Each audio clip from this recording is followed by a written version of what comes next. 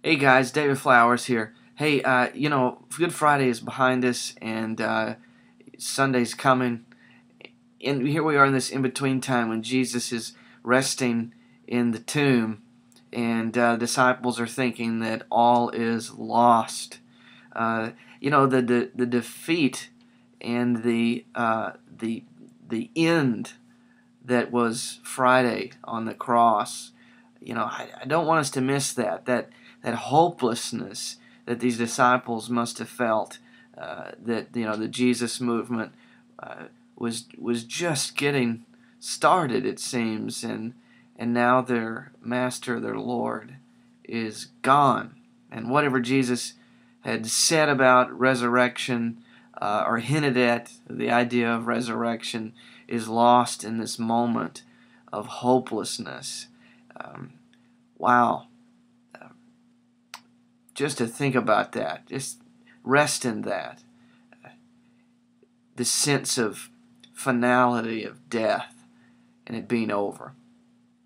Well, we know it wasn't over, and Sunday's coming, and Jesus will be raised from the dead. I've written on this in a post, three-part post I did called Why I Believe in the Resurrection. If you haven't read that, I encourage you to check it out. It's very important that us, as Christians, we understand the importance of the resurrection event, of course, and being able to really to give a defense of it. I think that's important. And Paul seemed to think it was important. Just go read 1 Corinthians 15. He's responding to these questions about resurrection. It seems that there were rumors that Jesus was not physically raised from the dead. Maybe even some people, like a lot of liberals, theologians today, were saying that Jesus was just somehow spiritually raised. But Paul is very specific to say that Jesus has been physically, metaphysically transformed and resurrected in his body. But it's a different kind of body. It's a different kind of body, and we see that in the upper room. Later, we see Jesus being touched. Later, Jesus eats. Yet he walks through walls, or at least appears in a locked room. So something like the body that he had, but something radically different. It's crazy, resurrected body stuff.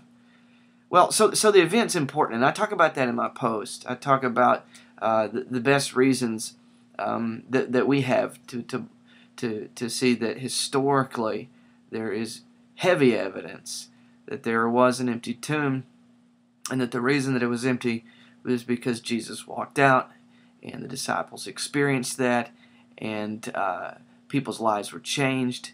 And in fact, the best explanation, it really seems the only explanation for the growth of the early church, was that Jesus was truly raised from the dead, was resurrected in the body. So that's good. So that's good. But I want you to think about something else. Paul goes on there in 1 Corinthians 15 about believing in this event, believing that what happened to Jesus really happened to Jesus, and that without that, and without a hope and a trust in that, what Jesus did, we would be lost. Our faith is futile. Our faith means nothing. But I don't want you to miss what else Jesus says. And I think Paul would have had this in mind too. And this comes out, and obviously, there's other writings, like Colossians, the book of Colossians, of the person of Jesus. Jesus himself said in John 11, right before going into Jerusalem that final week, Lazarus had died, you remember, and people are very upset. Jesus is very upset because he's close to Lazarus and to Mary and to Martha, and it deeply troubles him. Even though he has the power to raise Lazarus from the dead. It's just crazy to think about it. And Jesus asks Martha, if she believes, and Martha says, "Well, I believe that you have the words of life, and that Lazarus will be raised on the last day. And Jesus then says in verse 25, I am the resurrection and the life. He who believes in me will never die. Did you think about that? Think about that. It's not just what Jesus did that we celebrate.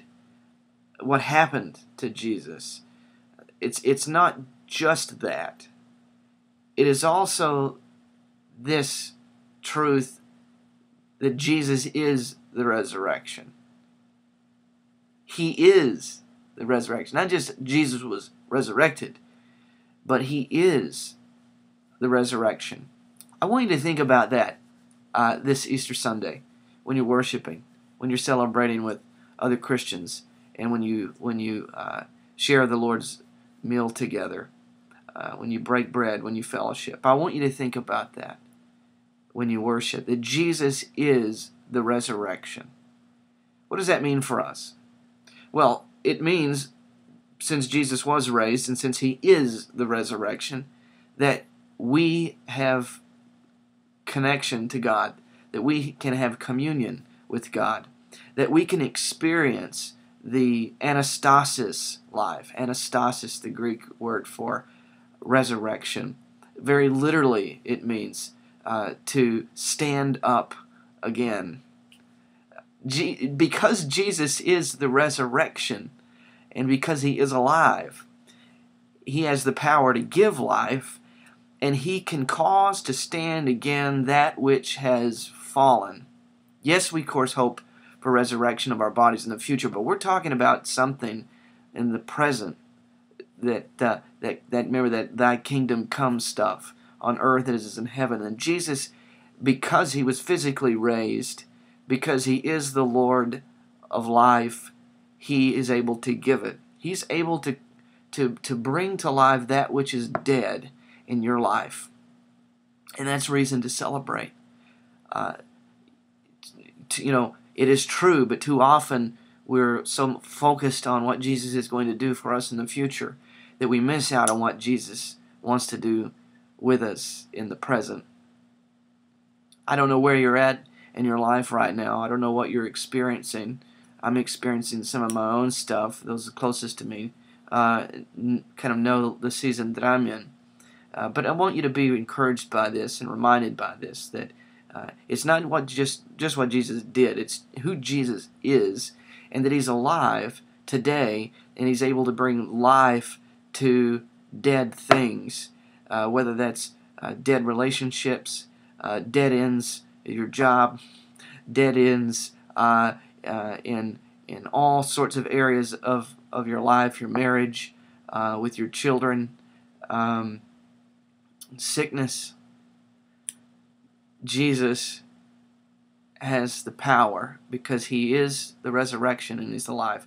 And this Jesus stands above, He transcends all of the historical arguments, all of the debates, all of our debates in theology, all of